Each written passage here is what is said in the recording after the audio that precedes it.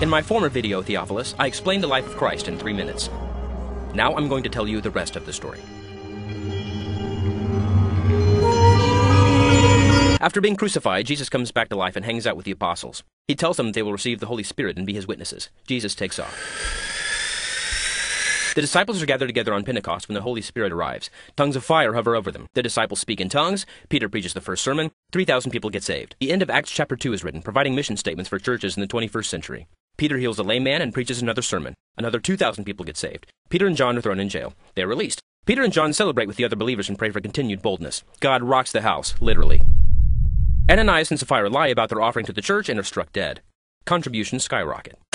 The apostles preach again. They are thrown in jail again. An angel releases them. They preach some more.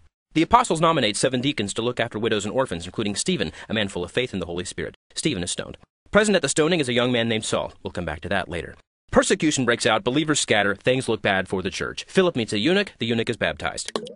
Meanwhile, Saul is on his way to persecute believers in Damascus when Jesus appears. Saul is blinded. Saul is healed. Saul repents and begins preaching to the same people he intended to persecute. Peter has a vision of unclean animals. Peter has an encounter with unclean Gentiles. He gets it. God has extended salvation to the Gentiles. Major game changer. Herod is eaten by worms. Barnabas and Paul start working together, traveling and preaching the word. By the way, I'm going to call Saul Paul now. I don't have time to explain why.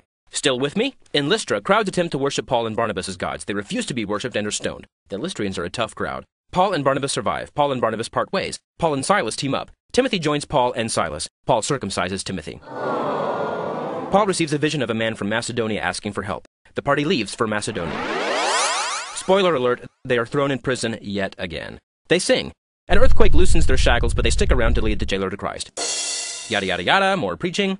In Troas, Paul preaches for so long that a man falls asleep and plummets out a window to his death. The man is resurrected. Paul preaches some more. The man wishes he was dead. Paul returns to Jerusalem, where he is promptly arrested again. He is visited by the Lord, who assures him that Paul will testify about him in Rome. Paul feels better. Paul is transferred to Caesarea, where his case is caught up in red tape for 2 years. Finally, Paul appeals to Caesar and is put on a fast ship to Rome. The shipwrecks.